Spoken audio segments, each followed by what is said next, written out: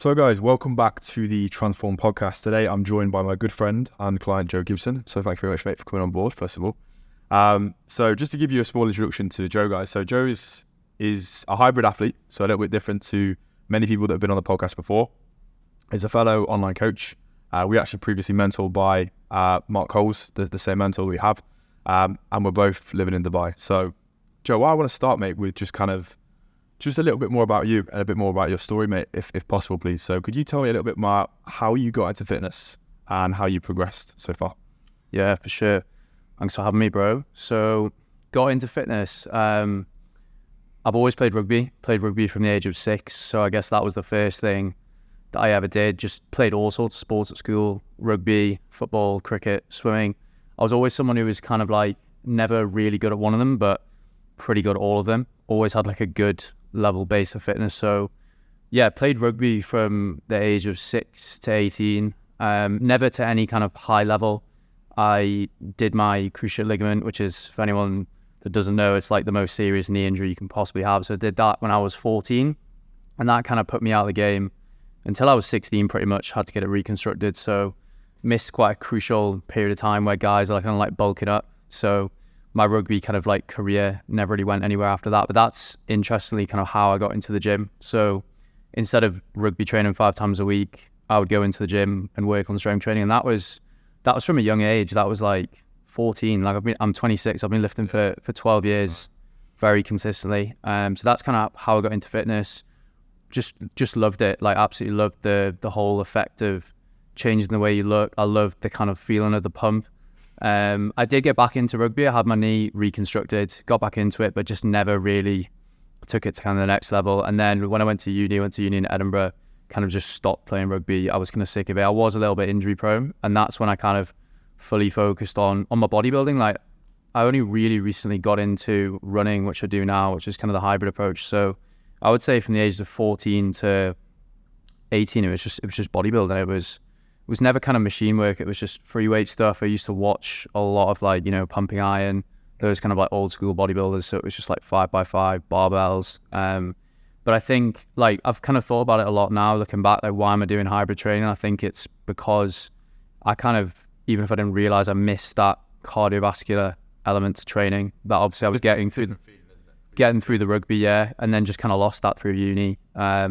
And yeah, brought it back in COVID. So that's how I kind of got into fitness. I've never stopped training. Even if I was injured, I would be in the gym and stuff. So just very, very consistent to the point where I'm at now. And I'm definitely doing the most amount of training that I've ever done now, 100%. Amazing, mate. And then how did that transfer then from, obviously you're in university, obviously you're very fit, very active. Where did that transfer into a passion for wanting to help others? Obviously, because you progressed into being a personal trainer, right? All right. Yeah. And then into, obviously, you're now an online coach. So talk me through a bit more about the transition of where that first started, obviously even from the training aspect to then wanting to help others. Yeah, so PT was literally never the plan. Like it was always a backup plan. I don't think people really know that about me, but I went to, I went to a good school in the Northeast called the Royal Grammar School in Newcastle, and no one in my year would have ever thought of being a personal trainer. It wasn't what you did. You just followed the natural trajectory of, going to uni. I never knew what I wanted to do, but I knew that I wanted to have my own business. So I did business management. I didn't do any sort of science-related degree at uni. So went to Edinburgh, got in there, did the 4-year business management degree, obviously trained along the way, very consistent with that, even though I was going out and stuff. And then after that, like alongside my studies, always been very entrepreneurial. So I had 2 club nights running alongside my degree. You ran yourself? Yeah, I was kind of part of like a group of 4, a couple of older guys that had started it when they were younger. And then when their dissertations kicked in, they basically hired me and a couple of other guys to run it. So I actually had a stake in those nights, and that was like Wednesdays and Thursdays every week. So we had a cut of that. So that was taking up a bit of time. I was also doing some freelance marketing alongside studies as well. Actually working for gyms, like running their social media. But again, just never even considered being a PT. And then when I graduated, I actually kind of like, I guess, scaled my marketing into like an actual company with a couple of other guys. And to kind of cut a long story short, it didn't work out. And this was just pre-COVID. And I remember my girlfriend at the time was always saying like, what are you going to do if this fails? What are you going to do? And I was just like, I'll just become a PT. Just like brushed it off. Never took it seriously. But then it did fail. And I was like, fuck. So I actually knew a guy in Newcastle who like facilitated the PT level 3. So I just paid him, I think it was like £1,200 to do the PT qualification. He actually did it all online. So you didn't have to go and do any of the, the in-person seminars or anything like that. So when that business failed, I was actually working in Anytime Fitness in Edinburgh, just on the desk, like not even a PT or a coach or anything, whilst doing my level 3. And then I got that. And then I think that was when COVID kicked in. So moved back from Edinburgh to Newcastle. And then my first social media client was actually a gym in Newcastle, which actually turned into the first place that I PT'd. So I was running their socials, and the owner always said kind of, if you want a job as a PT, you can come here. Because what I think me doing all their socials allowed me to do was learn a lot from him. He was a very well versed, he was a Czech practitioner. I'm not sure if you've heard of them, but it's a very high end kind of like functional fitness injury rehabilitation certification. So I was writing all their content, like learning all this stuff about like, internal rotation of the hip. So I had a really good knowledge alongside everything I'd learned myself about bodybuilding. And then, the gym shut. I'd recently kind of started up my Instagram account again, which I have now, which is Joe's Fit. I actually made that as just a bit of a joke in second year. Literally just posting photos of myself. Like, I was in pretty good shape at the time. And like back then, you could grow an Instagram account to like 5,000 by just posting. Labs, yeah. Yes. And then I just not post on it for like 2 years. But obviously, when I started doing my PT qualification, I thought, well, we've got to kind of get this back up. So started posting on that. Luckily, when the gym shut, the owner of that gym actually let me train in the gym. He was just like, just don't tell anyone. So I actually had access to a full gym with like barbells, everything in there. And obviously I'd had kind of one business fail already. I was like, I need to like make a go of this, otherwise I'm fucked, because all my mates are accountants, they're starting to earn good money. I was like, I need to make this work. So I just said to myself in COVID, I was like, I'm going to post every single day on Instagram, like non-negotiable. And I've done that until now. Like, I've posted 1,200 times on my Instagram. So that's kind of how it started. Can't even remember the question now. But yeah, so that's kind of... How did it translate from obviously the fitness to coaching? Yeah, oh yeah. So you've kind of gone through that, to be honest. Yeah, and then the gyms opened. And because I've been so consistent with posting on social media, I had about 10 people waiting for me to PT them. They were kind of just friends of friends from school, people who followed me. Well, this is 2021. Was that when the gym? Yeah, I think so. Yeah. So they opened up in May, and I had a few PT clients. It was a hybrid model in that gym where you could train the gym's clients and they'd pay you. And then I was also allowed to take my own clients in, and I had to pay rent. So I had about 15 clients between the two, but I soon figured out that, I could set my own price for my own PT clients. And then I started doing more of that. And then I left them. Didn't really end on the best terms, but like, I was just not getting paid enough for the amount of hours I was doing. So then I actually got approached by another private facility in Newcastle, and then took my one-to-one business over there, and then grew that up to like probably 35 hours a week. Yeah. But I was also doing online at the same time. I always had a bit of that in the background. So that's kind of how my fitness, and then I got into coaching. Basically, it was not the plan whatsoever, but yeah. I think I soon realized that like it kind of filled all the gaps. So I was able to run my own business, make my own money, set my own hours to a degree, and also do what I love as well. Like, I think my coaching brand has very much been built off my just absolute love for training and being able to help people. And it kind of started as had a few injuries from rugby, so it was a lot of injury rehabilitation, then helping people with that, and then kind of moved more into the kind of functional fitness, hybrid training. So yeah, I ended up at that gym in Newcastle, and then a year and a half later moved to Dubai. So just to give you a bit of context on time frames, Joe's only been online coaching 11 months, is that right? Yeah, so 11 or so months. What is it? August now. Moved to Dubai 1st of September last year. That's when I went fully online. That's when I kind of made the jump. I decided to move to Dubai, I think literally a new year, like 9 months before I actually moved. So my goal then was, I was still very much one-to-one focused. Most of my income was that. I had about 10 online clients, wasn't pushing it whatsoever. They were just inquiries. And I just kind of set myself the goal of like, if I'm going to move to Dubai, obviously it's expensive. I need to, so I just set the goal. I think it was $5,000 a month. So I want to earn $5,000 a month from online coaching. And I just hit that before I left. And I'd actually come out with the intention of doing some PT here as well. think I did originally. Yeah, because I mean it's much better paid, and that's why I actually started thinking about Dubai, because Charlie, who I live with now, he'd been here for 2 years, and he was like, mate, why are you in Newcastle charging £35 an hour? So I was like, just to give people context, most people charge £80 to £100 an hour, don't they? yeah, that's what I was hearing. Yeah. So I was like, yeah, let's do that. And obviously it's in the sun. So I moved over with the intention of doing some PT. PTs, listen to this. Get yourself over to Dubai. Yeah, it's the place to be. But I just started with Mark Holes, who you mentioned earlier, as I moved literally 2 weeks before. So it kind of blew up, and I didn't actually have the time to go and PT. Absolutely, mate. Absolutely. That's honestly incredible, to be fair. I don't think I've seen growth like it. You know, from when I first saw you start with Mark to where you are now, you're a different person. I mean, you're a different... I agree with you there. I feel like, I know we'll get onto it later on, but the moving country, I can't describe how stressful it is. Like, it really is. Really and like, stressful. We're organised. We had stuff sorted before we came. I knew I was living, I had a car, like, but just you get hit with loads of shit. And trying to run a business and scale it at the same time, it's a lot of personal development, definitely. But 100%, it's weird though, because you say, you know, there's a lot of growth, but when you're in it, you know, week to week, you don't feel like you're growing. And then when you look back 6 months ago, you're like, fuck. Well, I think it's when you take yourself out of an environment and go back into your old one. So have you ever felt like you've gone back to where you come from? I always say this to my clients, it's like, because you grow and evolve so much as a human being, when you go back to an original environment, it does feel completely different. And you find that often it's the same, the communications with the people that you used to have very, very different, different, just kind of different topics. You have different passions, different interests, and that's absolutely fine. But that's when you kind of realize, because you're in the thick of it here, you just go and you work and you train and you're doing the stuff that you love, to then take yourself out of that. It's probably when you have a realization, right?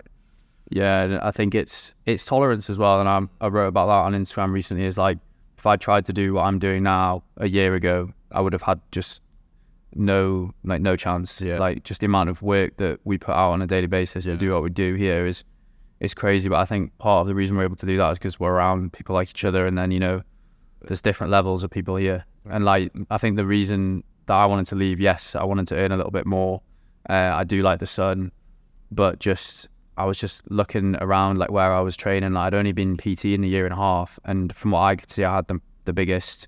I was doing the most hours in Newcastle. I was doing, like, everyone knew me in Newcastle, and I was just like, if I can do that in a year, it's not right for me to be here. And like, you know, the PTs in the gym I was in, like, they just didn't have high enough standards for, like, you know, they were eating while they were training their clients, and I was just like, what is going on? Like, people almost looked at you like, you know, I'd be running, I'd be training, I was in good shape, and they'd almost be looking at me like resentfully. I'm like, that's not the sort of people I want to be around. And I went back a month ago, and they're doing exactly the same thing. There's no progression. Whereas, like, if you look at where we were a year ago, like, it's night and day. 100%. So what would your advice be then to somebody who is in the UK, who is maybe a personal trainer, or maybe is wanting to get into fitness, because you've scaled at the rate that you've grown up?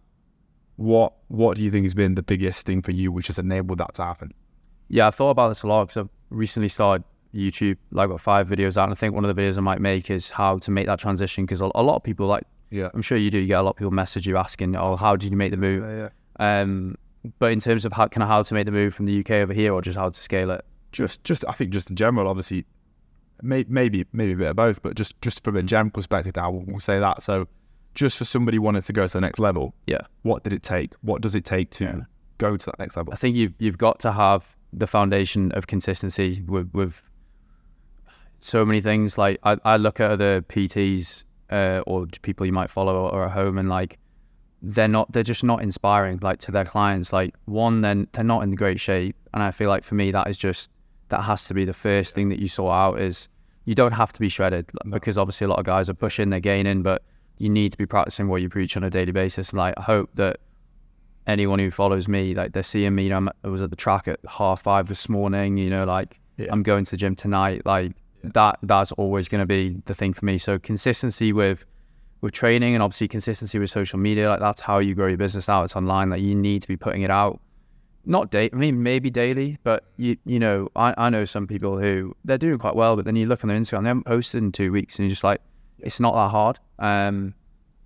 You've obviously got to love what you do. You really have to, because, like, you're going to go through days where you just get hit with loads of shit, and you've got to kind of get back up. Like, we've had a few things go on recently, and you just got to have a strong, resilient mind, I think, to to get out of it. But yeah, consistency with training, consistency with just getting up and doing the daily work, and not just doing the, you know, the basic, the check-ins and stuff, like thinking like outside the box. How can you grow your business? How can you get more attention on your page? Because that's what it comes down to now. And unfortunately, you do need to get attention. And it doesn't mean just posting topless photos all the time. Like that used to work a couple of years ago, but like me and Mark, the videographer, like we're going into the desert next week. We're going to do a run there. Like, you've got to get attention in some way. So yeah, consistency at the foundation of everything. Practice what you preach. Be inspiring to your clients. I think that's something that I've only realized recently is like they do look up to, because they're paying you good money. Like, they've chosen to invest in you. Like, a lot of these people have followed you for a while and then chosen to make the decision to sign up. So yeah, I think consistency is the one. I think the biggest part of it is just being crystal clear on what's going to drive your business forward the most. Yeah. And putting your most time and energy. I see so many people trying to be productive as such and doing needless tasks that don't really 100%. get done. I think what's the biggest business driver for you, which is going to drive the most amount of progress in the shortest amount of time? I think if you could focus on that with anything that you're doing, work, physique, anything like that, you cut away a lot of the noise.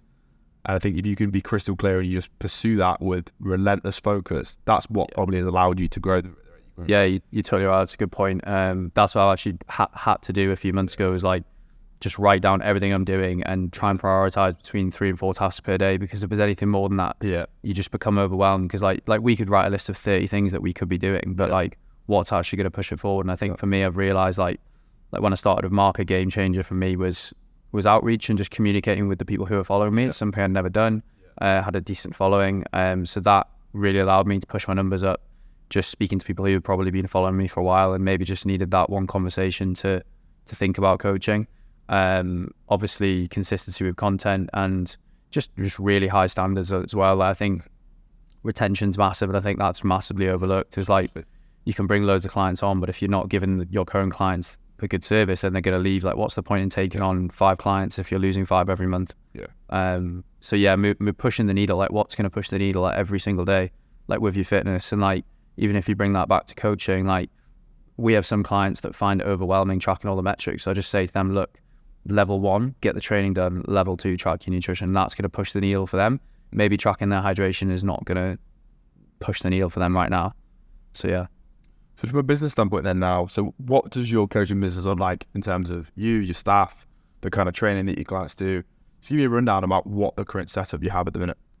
So in terms of company structure, obviously there's me, and I have 2 performance coaches working for me now, similar to yourself. I brought Dylan on, who was the first one last October, so just after I moved here. I basically brought him on because I felt that when I hit a certain number of clients, I knew that if I took on a few more, the quality of the service would dip. And that's something that I think anyone who knows me from when I was a face-to-face PT, they've always said that I had very high standards, like was always responding to messages quickly, going that extra mile, like doing research outside sessions to help them. So bringing him on has allowed me to push the numbers up, but provide a better service. And like Dylan in particular comes with his own, skills. He's very experienced with working with women. He's very educated in the menstrual cycle. So that's been he's a great addition to the team.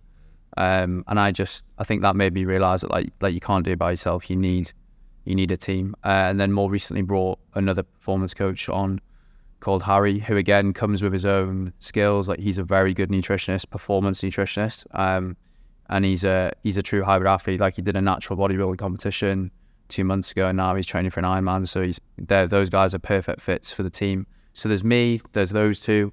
And then I have a assistant that helps me with social media at the moment. So I guess there's 3 coaches and 1 assistant. And I think the next step for me would be bringing on another assistant, I think, to help me with that, because that assistant is more kind of social media focused. Yeah.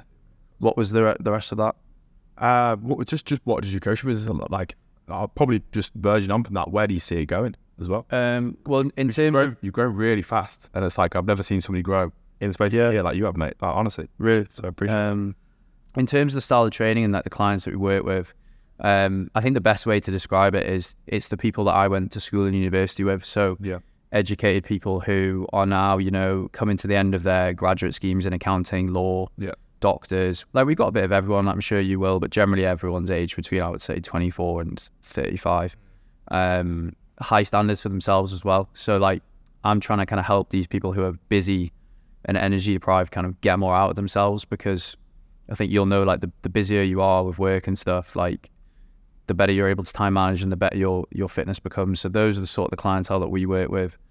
Generally people who had played a lot of sport at school and kind of got taken out of it because their jobs become so hectic. So just bringing them back to that. And then in terms of the style of training, so I guess it started off with you take anyone on at any age, weight loss, muscle gain. And then it's kind of, over the last year, it's transitioned from just that style to more hybrid training. And I think that's because that's the style of training that I do. And I put out on social media on a daily basis, and those are the sort of people that we attract. So I'd have to run the numbers, but I think honestly about 80% of our clients do balance strength and endurance now. Yeah. But something I always talk about is kind of the spectrum of kind of where do you sit. So I think for me at the moment, I'm in the middle in terms of physique and performance. Like, I want to maintain a good look, but I also want to perform well and run. Whereas we have some guys that just do 5 strength sessions a week and just want to get big. Yeah. And then we have some girls that are more focused on the endurance side of things. Yeah, absolutely, mate, absolutely. So some of you may know, but I actually coached Joe, believe it or not. I've coached Joe for how long now? 4 months? Yeah, I think so. So far we've got like kind of long-term plans to where I want to take it. But how have you found, obviously I coach you from a performance standpoint, but also physique. Yeah. How have you found having that? Because I know no one's coaching from a nutrition standpoint before. How have you found that transition?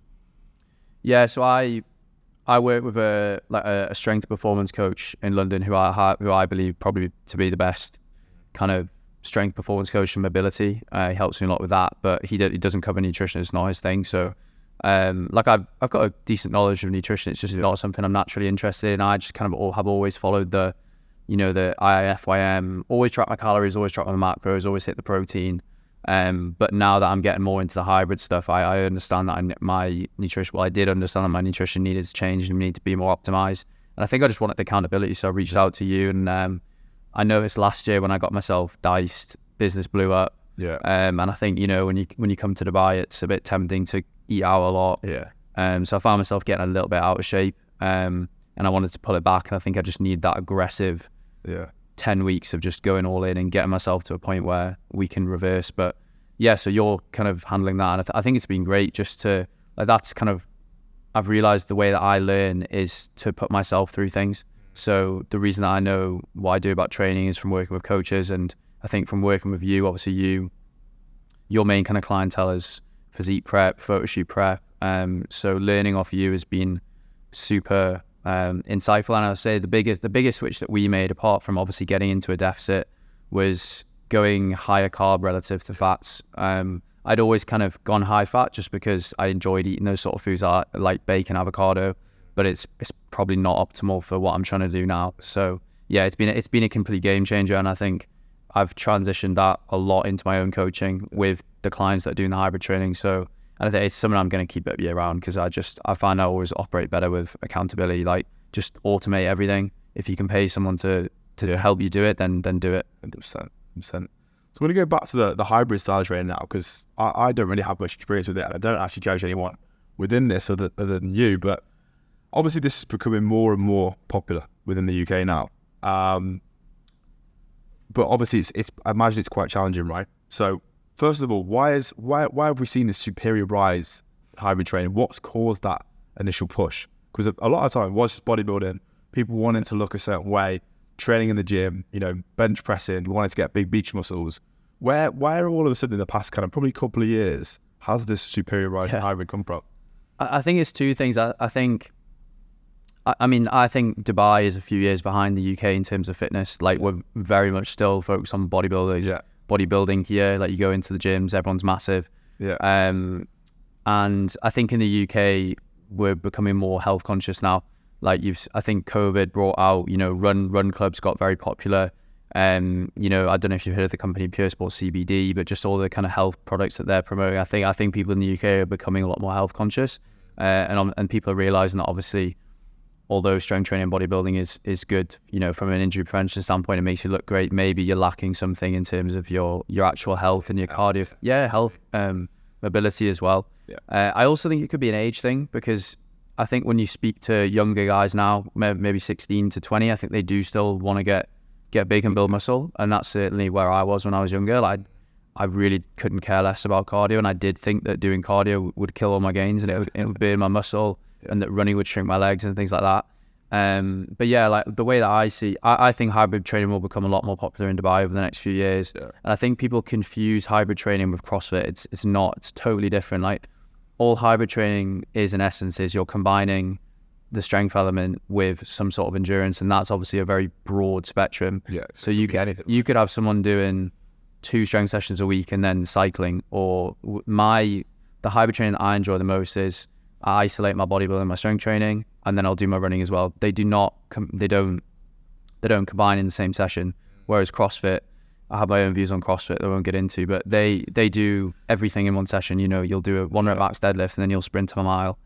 Like they combine it. And I think, you know, when Ben moved into hybrid training, he was doing a completely different style to what I was doing. That was almost CrossFit. That's functional fitness. Whereas I haven't carved my own niche because there are people that are doing it. Like, I don't know if you know Nick Bear, like he does exactly the same thing. He's still very focused on bodybuilding, but he loves running as well. So what was the question? Where do you think it's going to go? I think it will become more popular here. I think so.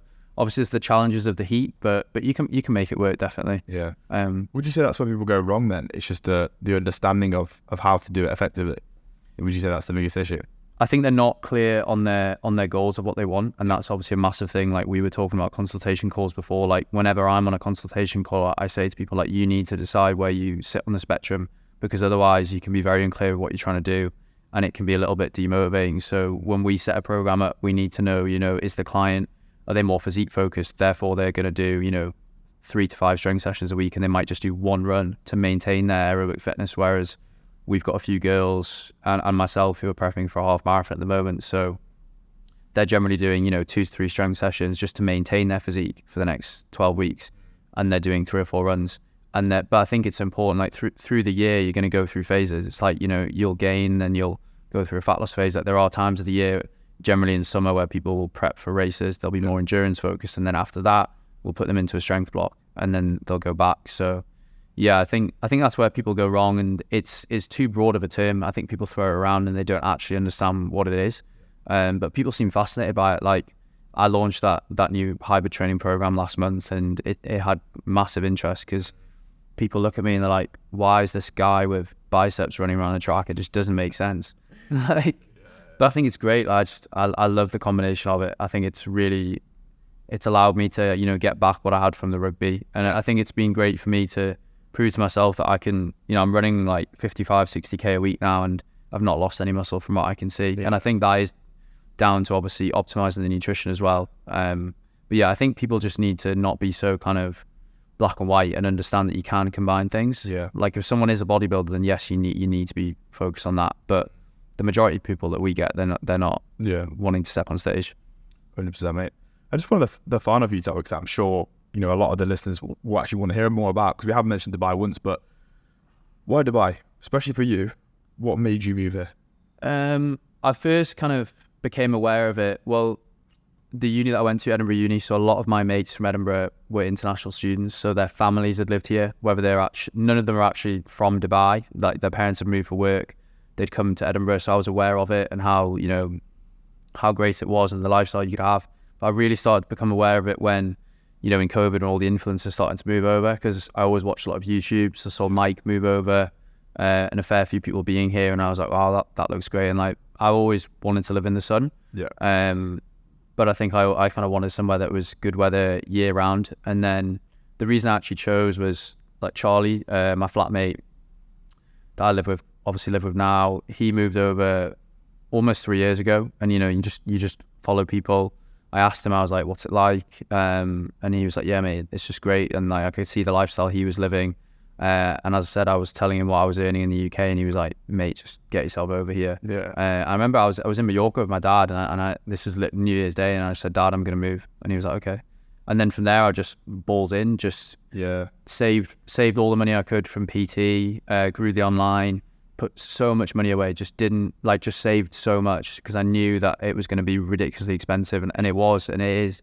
And like dropped so much money in the first week just on visas and company setups and stuff. Like, it was really overwhelming. But you didn't have a stint to going out like I did. I went out every weekend. Yeah, and I never really did that. I just because things really did blow up for me when I moved. because I started with Mark. So I had to just take it. Yeah. And I didn't really, I went out a few times, but I was in my Airbnb just working. Yeah. But yeah, just the lifestyle, obviously the tax-free is a great benefit. It's not why I moved. I would never move somewhere just for that. But that is obviously a great benefit. It wasn't really the network back then. I didn't really know the network you could have, but obviously now the people you can meet are just crazy. Incredible. And yeah, just being around more people doing the same thing on the same level, because I never had anyone in Newcastle that was doing what I was trying to do. Yeah, so mate. So just a few questions to finish off then. So where do you see yourself going in the next 3 to 5 years? That can be anything from physique to business, future plans. Are you going to move anywhere else? What's on the horizon for you? In terms of moving anywhere else, I see myself being here until I'm probably 35 minimum. Yeah. Like I always said, like I'm single. If I met someone and they were like, I want to stay here, I'd be like, that's fine. Like I think it offers everything that you need. Yeah. I'm open to trying new places, but I think I'll be here.